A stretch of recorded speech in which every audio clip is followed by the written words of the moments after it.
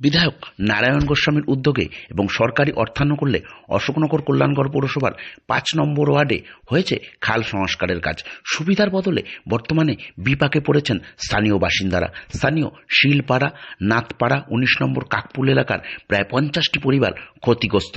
গত বর্ষায় তাদের বাড়ির অনেকটি অংশই ঢুকে গেছে খালের মধ্যে। বর্তমানে ঝুলছে রাস্তা। বিপন্ন অবস্থায় রয়েছেন এলাকার মানুষজন, চলাফেরা করতে পারছেন না গাড়ি নিয়ে। রাস্তা সংস্কারের কাজও হয়নি। ইতিমধ্যেই ঘুরে গেছেন সরকারি আধিকারিকেরা। স্থানীয় পৌরপিতা সঞ্জয় রাও ঘুরে গেছেন, কিন্তু কোনো সুফল মেলেনি। মাটি এটা একটু বৃষ্টি পড়লেই জলে ধুয়ে যায়, মাটিতে ভয় বেশি, পুরো ধস নামে।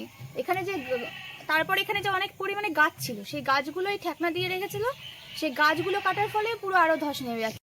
এটা তো সরকারের লোকেরাই কেটেছে, ভিডিও থেকে এসেছিল লোক, ওই খাল সংস্কার হবে বলে। হ্যাঁ, খাল সংস্কারের জন্য। কিন্তু আজকে যে এখানকার কাউন্সিলর এসে তো দেখে গেছে। কি নাম কাউন্সিলরের? সঞ্জয় রাহা। তাকে সে দেখে গেছে? হ্যাঁ, সে কি বলছে? সে বলছে যে কাজ হবে, ওরা দেখছে, করবে, কিন্তু এই কাঠের যে ঠেকনাটা দিচ্ছে এগুলো থাকছে না, এগুলো কিছুতেই থাকছে না। এগুলো মাটি সব বৃষ্টি হলেই আগামী বর্ষার আগে কতটা চিন্তিত আপনারা?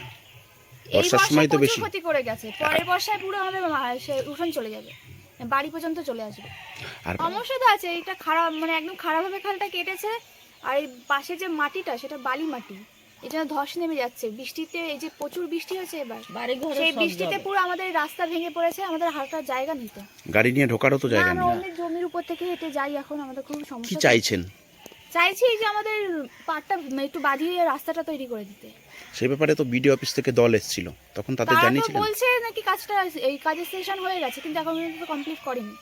আর এবার তো কাজের কোনো কাজও দেখছি না। ওই যে বস্তা দিয়ে, তারপরে কাঠ দিয়ে যে ঠেকনাগুলো দিচ্ছে, ওগুলো থাকছেও না, বৃষ্টিতে সব ভেঙে যাচ্ছে। বা এইখানে বালি মাটি, এগুলো সব। হ্যাঁ, বাড়িতে আসবে আর কিছুদিন পর। আমাদের উঠোন পর্যন্ত চলে এসছে, রাস্তা নেই বাড়ির। এটা তো সরকারি বাড়ি হচ্ছে, সেটাও তো ক্ষতিগ্রস্ত হবে। হ্যাঁ, এটা সরকারি বাড়ি হচ্ছে, এটাও তো ক্ষতিগ্রস্ত হ্যাঁ, হবে। এটা হবে। আর পিঙ্কি দত্ত দশে দশে পড়ে যাচ্ছে, আর এই পুরো তো পড়েই গেছে। এখন আমাদের কিছুদিন পর পরে একটু একটু করে ভেঙে ভেঙে চলে যাচ্ছে। এসেছিল বিডিও অফিস থেকে লোকরা? আসি আবার এই বালির বস্তা ওই বল্লি দিয়া বালির বস্তা দিচ্ছে, দেওয়ার পরেও আবার এগুলো আবার পড়ে যাচ্ছে। আপনারা দেখেন, ওই যে ঘরবাড়িও কি ঢুকে যাচ্ছে এর মধ্যে খালে? কতগুলো বাড়ি গেছে ঘরবাড়ি? এইদিকে ওই সাইডে অনেক বাড়িঘর চলে কটা বাড়ি হবে তাও? যারা রাস্তার পাশে আছে, কটা হবে তাও? অনেকগুলো বাড়ি। ওইদিকে তো অনেক শিলপাড়া, তারপরে ওইদিকে বড় রাস্তার পাশে অনেক বাড়িঘর, 150 এরকম হবে। কি চাইছো তোমরা? আমরা চাইছি রাস্তা হোক, রাস্তাটা হইলে আমাদের সুবিধা হয়। মানে আমাদের তো আতঙ্ক, আমাদের এই বাড়িঘর শেষ পর্যন্ত আগামী বৃষ্টিতে। হ্যাঁ, আগামী বৃষ্টিতে পুরো রাস্তা থাকবে না, সব চলাবস্তা তো সাময়িক বস্তা দিয়ে করতেছে, এটা তো থাকছে না। জায়গায় জায়গায় আবার ভেঙে পড়তেছে, গাছ নাই, গাছটা সব পড়ে নিচে পড়ে। ওই সাইডে আমাদেরটা 19 নম্বর কাকপুর। আমার নাম উত্তম পাল।